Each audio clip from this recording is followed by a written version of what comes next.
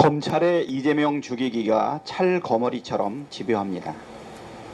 이재명 대표와 아무 상관없는 쌍방울의 대북 송금을 스마트팜 비용 대납이니 방북 비용 대납이니 하며 언론 플레이를 하더니 제3자 뇌물 혐의를 덮어씌워 단식 중인 이재명 대표를 소환하겠다고 합니다. 이건 수사가 아니라 탄압이고 사냥입니다. 검찰이 이재명 대표를 입건할 근거도 소환 조사를 할 명분도 존재하지 않습니다. 검찰은 2년 동안 구멍이 날 정도로 탈탈 털어대고도 변변한 물증 하나 제시하지 못하고 있습니다. 변호사비 대납 의혹처럼 처음부터 없던 혐의를 뒤집어 씌웠으니 당연히 물증이라는 게 나올 리가 없습니다. 기껏 내놓은 것이라곤 봐주기 기소와 맞바꾼 것으로 의심되는 쌍방울 김성태 전 회장의 번복된 진술뿐입니다. 어처구니가 없습니다. 상식적으로 얼굴도 모르는 한동훈 장관 말대로 깡패, 조폭 출신 사업계에게 800만 달러, 우리나라 돈으로 100억 원을 대신 내달라고 요청한다는 게 가당키나 한 소리입니까? 이화영 전 경기도 부지사도 어제 변호사를 통해 공개한 진술서에서 쌍방울의 스마트팜 비용뿐만 아니라 이재명 지사의 방북 비용을 요청한 적이 없다고 밝혔습니다. 지금까지 드러난 증거들은 오히려 검찰의 주장이 얼마나 허황된 것인지를 잘 보여주고 있습니다. 나노스의 투자 유치 보고서 자료에는 쌍방울이 북한에 건넨 500만 달러가 쌍방울과 북한이 2019년 체결한 기본 합의서의 이행 계약금이라고 명시되어 있었습니다. 즉 쌍방울이 2,300억 달러로 추산되는 북한의 광물 채굴권을 보장받는 대가로 북측에 지급하기로 한 1억 달러의 계약금이라는 것입니다. 300만 달러 방북 비용 대납 주장은 더 황당합니다.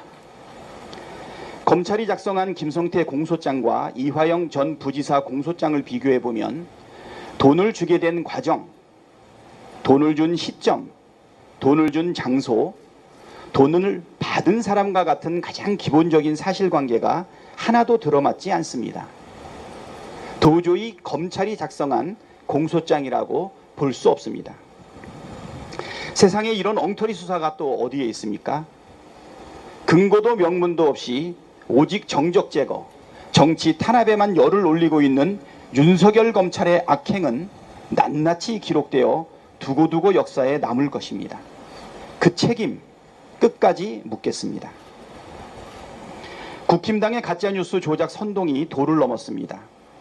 김기현 국힘당 대표가 뉴스타파의 대장동 보도를 보고 국민주권 찬탈 시도이자 민주공화국을 파괴하는 쿠데타 시도로 사형에 처해야 할 만큼의 국가반역죄라고 극언을 했습니다. 집권여당 대표가 말한 것이라고는 좀처럼 믿기 힘든 정말 저열한 선동입니다. 그런데 김기현 대표 주장대로라면 국힘당 의원 상당수가 국가반역죄에 해당될 것 같습니다. 지난 대선 당시 이루어진 국힘을 위한 대선 공작을 온 국민이 기억하고 있습니다. 김용판 국힘당 의원이 2021년 10월 18일 국정감사장에서 가짜 돈다발 사진을 공개하며 이재명 대표가 조폭으로부터 돈을 받았다는 가짜 뉴스를 퍼뜨렸습니다.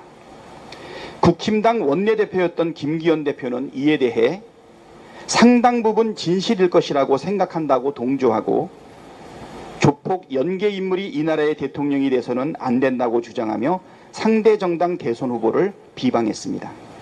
심지어 이 내용을 사전에 보고받은 사실도 시인했습니다. 이재명 대표에게 돈을 줬다고 거짓 주장을 한 조폭 출신 박철민은 국힘당 소속 인사의 아들입니다.